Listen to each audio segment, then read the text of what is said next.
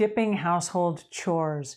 Can I get by skipping household chores? It's a question we're going to cover today. Hi there, I'm Angela Brown, and this is Ask a House Cleaner. This is a show where you get to ask a house cleaning question, and I get to help you find an answer.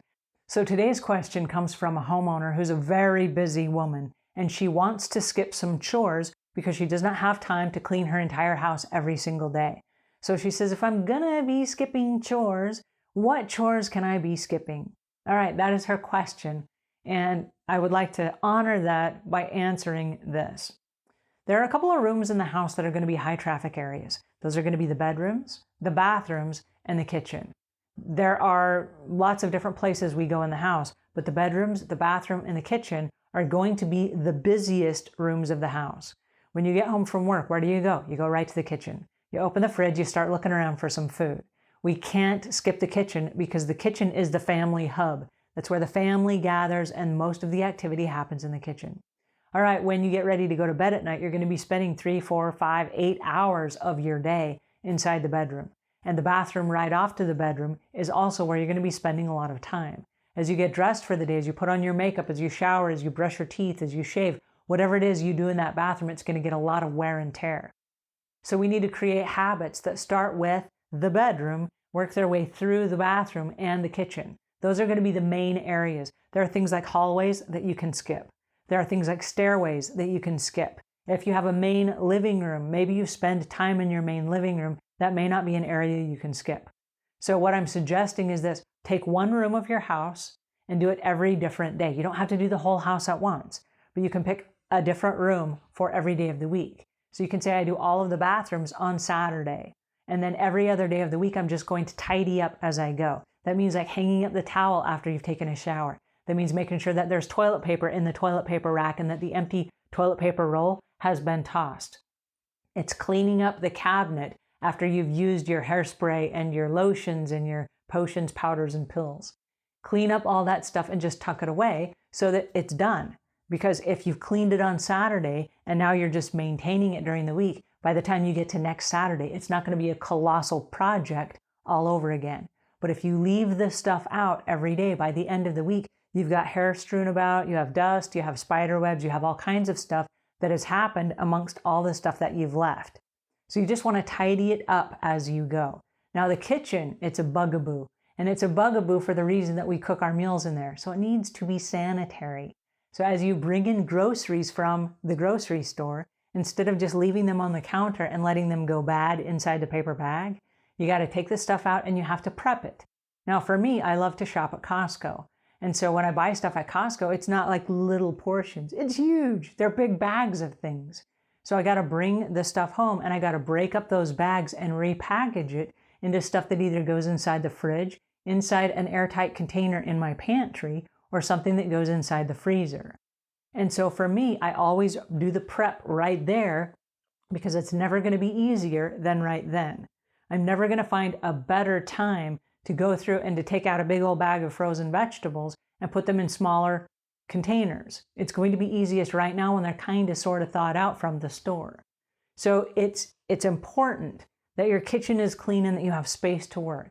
Now, when you come in to cook a meal, there are things you're going to need. You're going to need pots and pans and spatulas and mixing bowls and all that kind of stuff.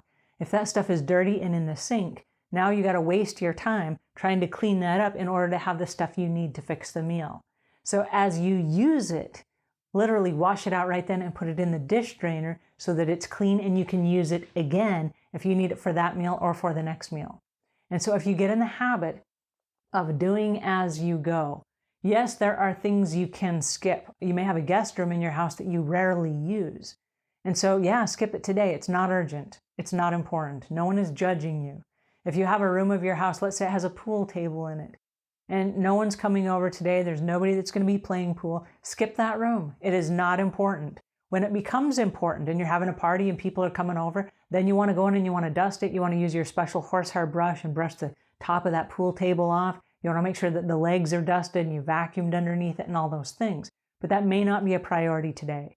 Now, it is interesting in the house cleaning industry because you would expect that I would say, no, you must clean your house all the time. No, I mean, I understand life happens. And there are even times in my house when I have to make a conscious decision. If I say yes to this activity, I must say no to something else. Is there something in my house I can say no to today? And I might say yes to a load of laundry, and I might say no to dusting the banisters or the stair rails in my house.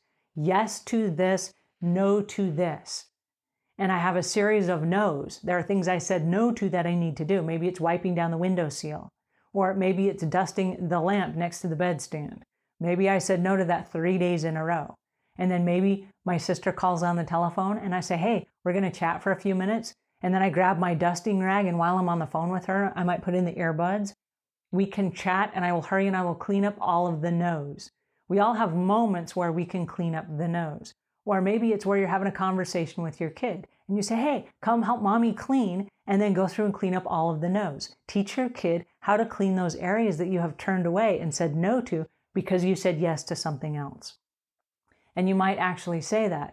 I can read you a story right now, but what I'm giving up is I'm giving up this. So if I read you this story right now, you have to come help me clean this. And you get them involved. And now it's a family affair, it's a family game. But the secret is to work smart, not hard. So if you have a series of things that go upstairs, put them by the stairs. You don't have to make a special trip upstairs right now, okay? You can say no to that right now, but put it on the bottom of the stairs. Then the next time you go up the stairs, grab that item or that basket of items, whatever it is you've collected, take those upstairs and put those away.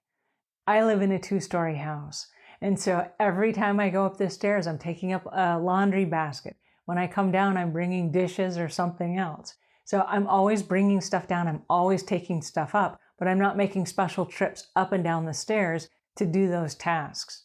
So if you're going to be skipping some chores, just be smart about the chores that you skip and make sure that the main areas of your house that require a lot of use are taken care of and well maintained. And that would be my 2 cents for today. So no one's judging you for skipping, just skip smart. And until we meet again, leave the world a cleaner place than when you found it.